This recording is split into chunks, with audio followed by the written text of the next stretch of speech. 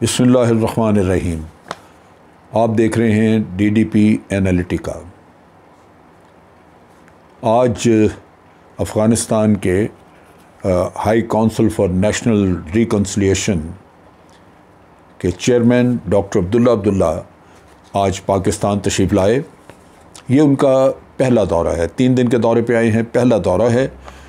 और यहाँ आके जो उन्होंने बातचीत की उसमें ख़ास तौर पे उन्होंने पाकिस्तान का शुक्रिया अदा किया कि पाकिस्तान ने बड़ी पुरखलूस मेहनत की, बड़ी कोशिश से अफ़गान तालिबान के साथ बातचीत का रास्ता हमवार किया और उसके साथ साथ अमन के लिए जो कोशिशें पाकिस्तान ने की हैं अफ़गानिस्तान में अमन लाने के लिए, उसको सराहा, उसकी तारीफ़ की।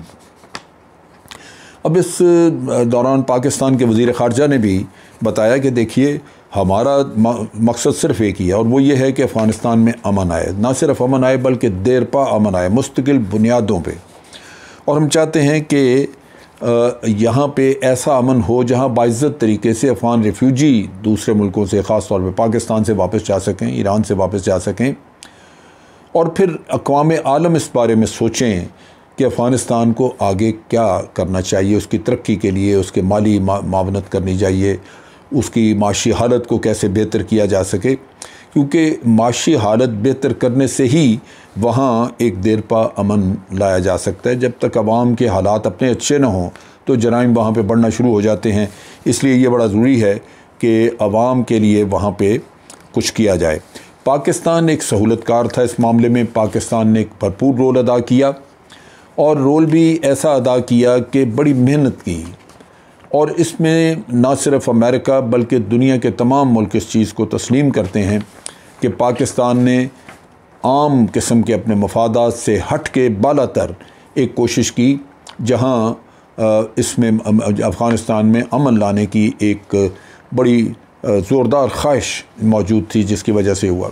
अब बात यह कि अफ़गानिस्तान में अमन के लिए सिर्फ पाकिस्तान नहीं, ये एक मुश्तरका कोशिश होनी चाहिए, कोशिश होगी और उसके ज़रिए ही अमन आएगा। और वो है उसके हमसाया ममालिक का, जैसे रशिया है, चाइना है, ईरान, पाकिस्तान, टर्की।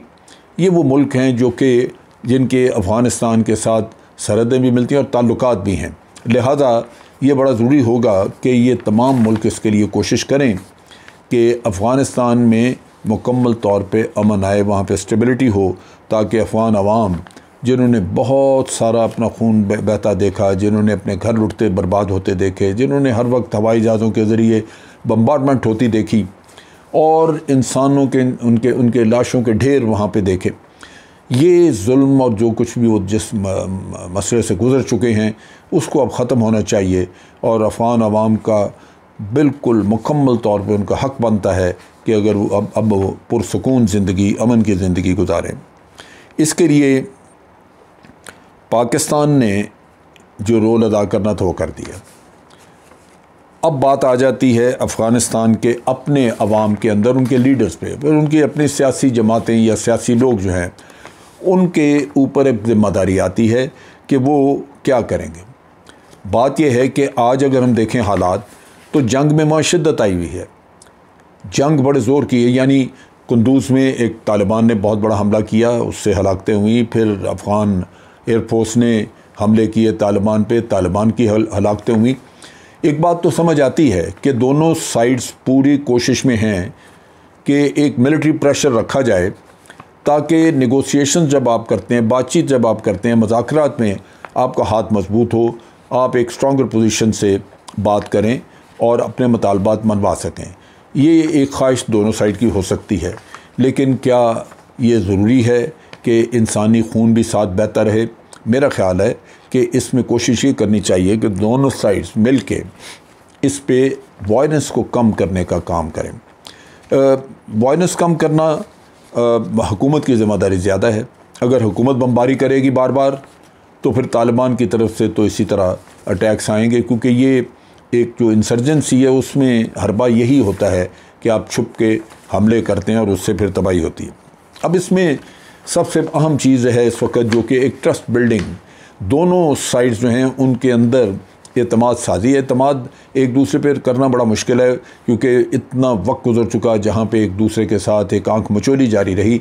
अब एतमाद साजी ये अमल अभी जारी है, और मज़ाकरात में मेरा ख्याल है सबसे मुश्किल मरहला यही है, एक दूसरे पे एतमाद।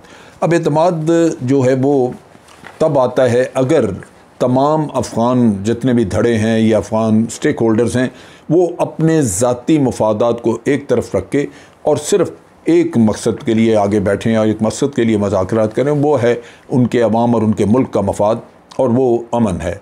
अमन लाने के लिए आपको गिव एंड टेक करना होगा। सारी बातें किसी एक साइड की नहीं मानी जा सकेंगी, और इसी तरह होगा कि कुछ आप तालिबान की बात मानेंगे, कुछ तालिबान जो हैं वो बात मानेंगे हुकूमत की।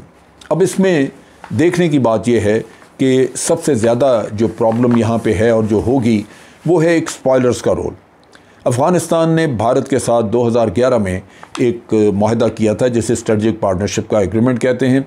उसमें भारत एक ऐसा उसने अपर हैंड उस पर एक हासिल किया हुआ है जो कि तकरीबन आप यूँ कह लीजिए कि अफ़गानिस्तान को एक क्लाइंट स्टेट बना दिया है। अफ़गानिस्तान यूनाइटेड नेशन में भी अगर कोई बात करना चाहे तो उसके लिए ज़रूरी होगा कि वो भारत से मशावरत करे। यहाँ भी कोई मुआहदा करना चाहे तो अफ़गानिस्तान की गवर्नमेंट के लिए ये एक बंदिश होगी कि वो उनसे मशावरत करे भारत से। अब भारत से अगर मशावरत होगी तो भारत तो अपने मफादात को देखेगा, और उसका मफाद यहाँ पे ये है कि अफ़गानिस्तान में तालिबान किसी भी शक्ल में हुकूमत का हिस्सा ना हो। अब तालिबान अगर हुकूमत का हिस्सा नहीं तो अमन नहीं आता, लिहाजा से इंस्टेबिलिटी भारत को कबूल है, वो जो जंग जारी है वो भारत को कबूल है, लेकिन ये नहीं कि वहाँ पे अमन आ जाए। अब ये वहाँ के लोगों ने सोचना है। बेशक वहाँ के सियासतदानों ने भारत से पैसे खाए हैं, वहाँ पे कुछ डेवलपमेंट का काम भी भारत ने किया, ये सब चीज़ें ठीक हैं, लेकिन अफ़गान अवाम को समझना चाहिए कि ये कोई उनकी मोहब्बत में नहीं किया गया, अफ़गानियों से मोहब्बत नहीं थी। भारत पाकिस्तान के ख़िलाफ़ साजिशें करने के लिए, यहाँ पे दहशतगर्दी फैलाने के लिए वहाँ पे उनकी सरज़मीन पे मौजूद था, और वो चाहता था कि आपसे इतनी गुडविल ले ले, पैसे के ज़रिए पैसा लगा के आपको ख़रीद ले, इस तरह कि आप उसकी हरकतों पे, उसकी सारी ये साजिशों पे, उसकी ये दहशतगर्दी पे आप एतराज़ ना करें। लिहाजा आपने एतराज़ नहीं किया, पाकिस्तान भुगतता रहा। अब जब ये हुकूमत आगे बनेगी या आपके मुज़ाकरात कामयाब होंगे तो भारत के लिए लाजमन ये मुश्किल होगा कि वहाँ से वो आप पाकिस्तान के ख़िलाफ़ ये चीज़ें कर सकें। ये भारत को तकलीफ़ है उस चीज़ की कि उसने इतना पैसा लगाया और वो फिर ज़ाया हो जाएगा, इस तरह नतीजा भी कुछ ना मिला, तो ये एक इशू है। लेकिन सोचना अफ़गानिस्तान के लोगों ने है कि क्या उनके लिए भारत के मफादात ज़रूरी हैं या उनके अपने मुल्क का अमन ज़रूरी है। और अगर उन्हें अपने मुल्क का अमन ज़रूरी है, जो बिल्कुल होना चाहिए, उनकी इतनी जानें ज़ाया हुई, इतना नुकसान हुआ, तो उसके बाद ज़रूरी है कि वो बाकी तमाम ममालिक के बशमूल और हमसाया मुल्कों के सब के मफादात को एक तरफ रखें और अपने मफादात के लिए अमन प्रोसेस को कामयाब बनाएं। इसमें मुश्किलात आएंगी। तालिबान जो हैं वो सीज़ फायर नहीं करना चाहते फ़ौरी तौर पे, लेकिन मेरा ख़्याल है अगर बात की जाए तो शायद शिद्दत में कमी आ जाए। अफ़गान हुकूमत के लिए इस वक्त टॉप प्रायोरिटी है, वो इसके पीछे है कि ये यहाँ पे किसी न किसी तरह सीज़ फायर हो, जबकि तालिबान की कोशिश है कि अफ़गान हुकूमत माने कि यहाँ पे एक आर्जी हुकूमत बना दी जाए, एक ट्रांजिटरी गवर्नमेंट बनाई जाए, ताकि उसके होते हुए एक पॉलिटिकल प्रोसेस को आगे लेके चला जाए। मेरा नहीं ख्याल कि वो अशरफ गनी पे कभी एतमाद करेंगे, क्योंकि उसको वो हमेशा से कहते हैं कि ये प्रॉक्सी है अमेरिकन की।